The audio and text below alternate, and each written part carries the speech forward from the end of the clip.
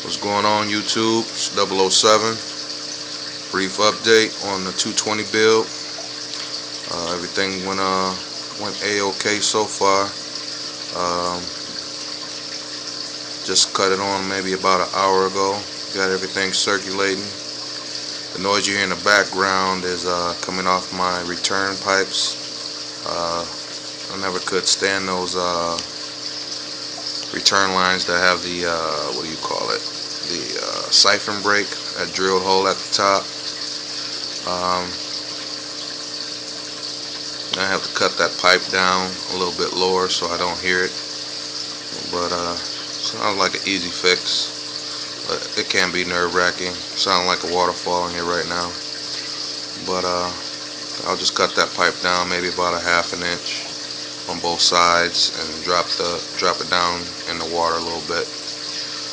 But anywho, those are there for an important reason, in case you have a power outage. Is to prevent the tank from cycling too much water back into your sump area.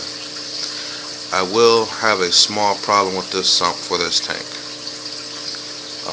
Given my water volume, I'm going to have to increase the size of this sump, because the way the walls were built for this sump, there are, I want to say, 13 inches high, and my total sump height is only 16 inches high. So that only gives me about 3 inches, and that just bothers me in case I do have a power outage or something goes wrong. I don't want to come home to a bunch of soggy carpet. But we'll make that happen real soon. I'll probably just buy a 55-gallon tank, or take my current 55-gallon tank and convert it, seeing that it's 18 inches high. That'll give me a few more inches. We'll see what happens, and do some reconfigurations with the walls when I build it. But anywho, everything went okay. I did have a few small leaks, nothing major. The leaks are over the sump area. See if I can zoom in here.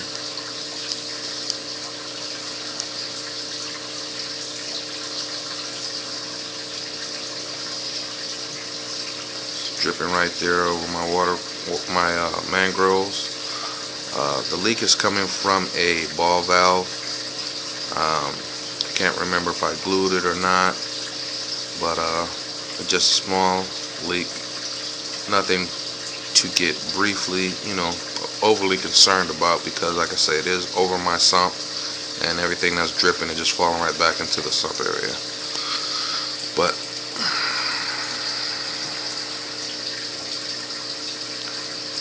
that's that. Got my top off tank filled halfway with RODI water. Still waiting to get my JBJ or Tunzi ATO system. Hoping to have that within the next 2 weeks or so. But for the meantime, I got water there. I got a power head already down there. Ordered some black vinyl tubing that I'll connect to this power head, and I'll just, once I'm done filling it up, just drop it right back in there and let it circulate. That way the water doesn't get to sit there and turn stagnant or anything like that. But that's that part. Got my false band reactors. I got a 550 and a 150. I decided to put them in front and put the sump all the way to the back wall. My reason for this is that I don't have to get in there and climb all the way to the back to try and fix things if needed, or change out my media. It's right there up front. I can get to it very easily. If a hose leaks or pops off, take care of it right away. The skimmer is producing some skimmate right now. There's a lot of sand debris that it's picking up. So got the highlights on. A little hard to get a good view. Sorry about the exposure, but I'm getting some good shimmer.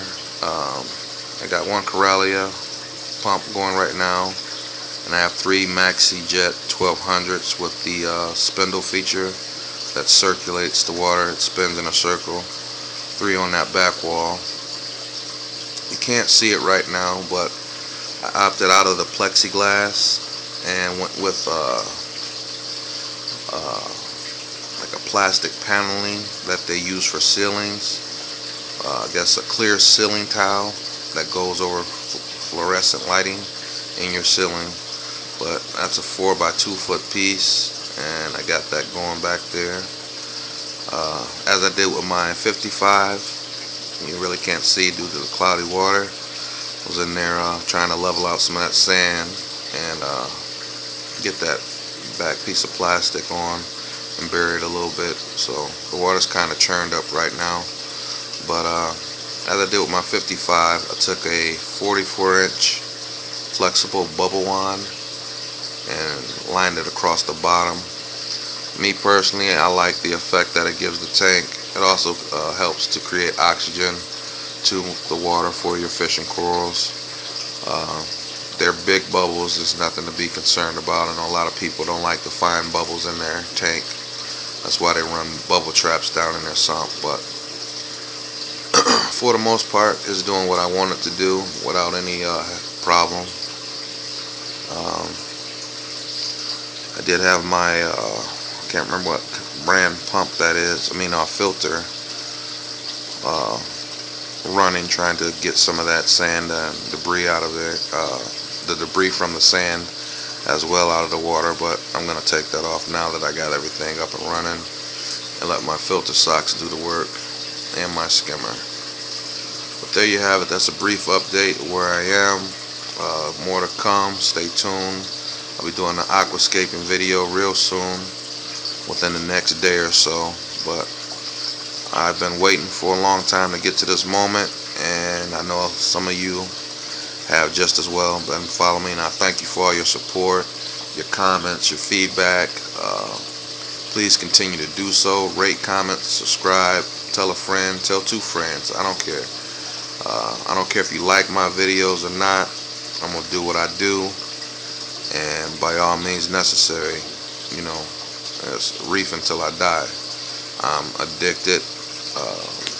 The 90 over there is still doing good. I just opened my blinds just to let a little bit more light in for the video.